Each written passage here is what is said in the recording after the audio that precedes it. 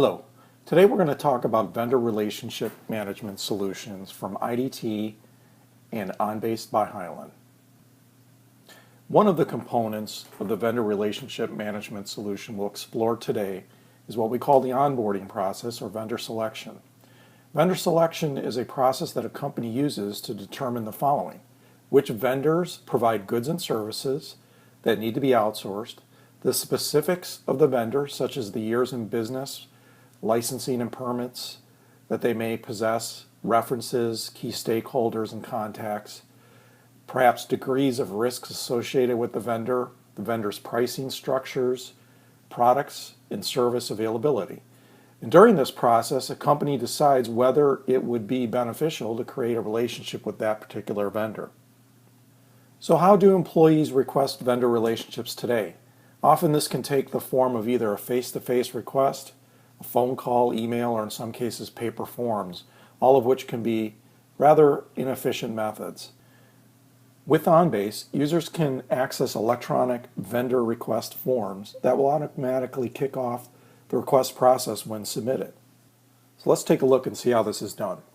First thing I do is using the OnBase, what we call Unity client, I'm going to click on what we call the personal page button on the home ribbon. You'll notice it has kind of a Microsoft Outlook look and feel. This is intentional.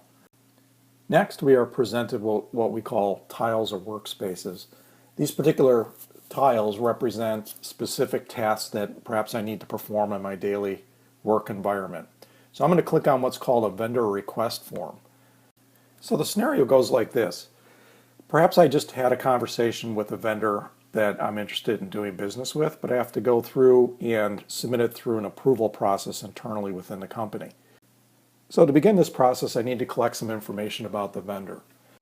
Items such as the vendor name, the good or service that they supply, a little bit more detailed description, the primary vendor contact name, their email, contact phone number, and perhaps some required documents that our purchasing department or legal may request, such as workers' comp, insurance documents, license registrations, accreditations, things of that nature that justify why this organization is going to choose to do business with the prospective vendor. Once I've gone ahead and hit the submit button, the next step that will occur is my workflow process says to send out an external email to the prospective vendor asking them to complete some vital information that's required. Once I hit the submit button, the email is sent out and it goes into what's called a pending state because I'm waiting for that particular vendor to complete my request, and until that request has been fulfilled, it's going to sit in a holding queue, if you will. In this case, we've called this the awaiting vendor response queue. So now, as the prospective vendor, I receive an incoming email from the person I had the conversation with, and that incoming email comes across as a hyperlink. I click on that hyperlink, and it opens up this particular web page called the Self-Service Vendor Request Form. And what it's asking me to do is put in the vendor application number that was included in my email. So I put in number 348. And I go ahead and start completing the steps as outlined on the form. First step is complete all the vendor information. So I key in all my vendor information, what the legal name is, our address, primary contacts, secondary contacts. I go ahead and fill that out as requested. Then the next step is to fill out any of the risk management components that either legal or purchasing has requested of us based on the nature of our business. So in this case, purchasing said that as an office supply company, I need to provide product liability insurance documentation. So here's where I would go out, browse to my folder where I keep documents related to insurance in this case, and I'll just go ahead and grab a product liability insurance policy document that my insurance carrier provided me with, and go ahead and hit submit, which will then transmit it back to the supply chain partner.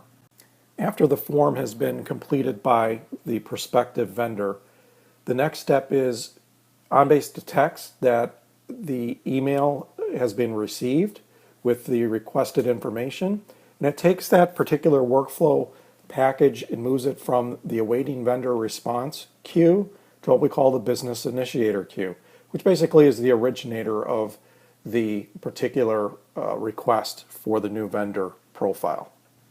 So the next step in your process might be to assign what we call a reassessment interval. Perhaps you have a policy in your organization that every X amount of months or years you want to reassess the relationship. So you want to send out a reminder to people that this contract should be up for review, perhaps on a semi-annual or annual basis. So I go ahead and select that option. Also could have an option here to say that this vendor is exempt from reassessment. After I'm satisfied with the completion of this form, I can go ahead and hit the submit button.